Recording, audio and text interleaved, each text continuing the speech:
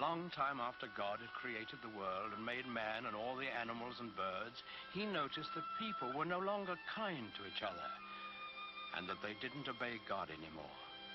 So he was angry. But God did see one man in the world who was kind and good and who obeyed the Lord's word. This man was Noah. So God appeared to Noah, and he let him hear his voice.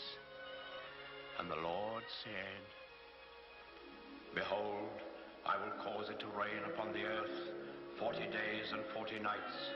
I will bring a flood the earth to destroy all flesh, and everything that is in the earth shall die." But God told Noah to build an ark and to take 2 of every animal in it with him to keep alive during the storm. And when Noah had heard God's voice, he was grateful, and he set to work right away to build the ark. This was a great boat with many, many rooms in it. When Noah finally finished it, he went out into the fields and woods, for he had to talk to all kinds of animals and birds. He talked to the lion and the wild horses. He talked to the pigs in the barnyard and the elephants in the jungle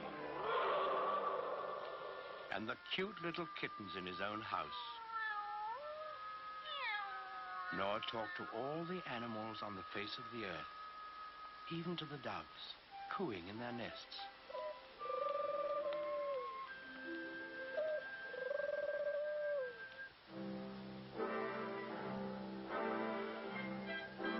Noah picked a mother and a father of each kind of animal and bird, and he told them to come to the ark.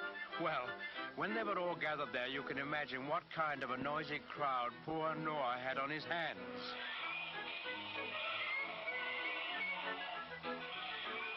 What with lions roaring and pigs squealing and monkeys chattering and hyenas laughing, well, it must have been noisier than a crowd of children on the annual Sunday school excursion. But Noah was wise and gentle, and he understood about animals, so he got them lined up in a long row, 2 by 2, and then he started them up and into the ark through the big door in the side. The bees were the last to go in,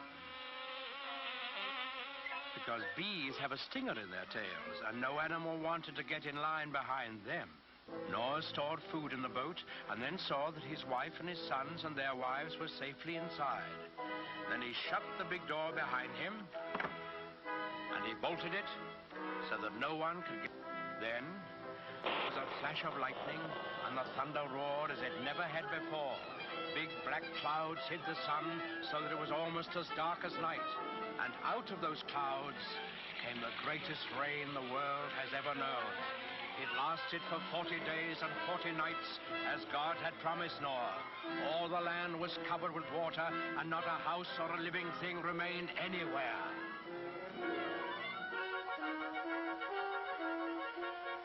But Noah's ark floated on the surface of the waters, and he and his family and the animals who were in the ark with them were saved. On the 40th day, the rain stopped and the sun came out. The waters that had covered the earth began to flow back into the oceans and the rivers, and the ark came to rest on the peak of a mountain. But Noah wasn't quite sure that there was enough dry land for all his animals to live on. So he took one of the doves and let it fly out of the window. In a little while, it came back, and in its beak, the dove carried the branch of an olive tree. Noah knew that this must be a sign from God that he had restored quiet and peace to the world. So he opened the door of the ark, and he and his family and all the animals came out on the dry land, and they praised God and thanked him.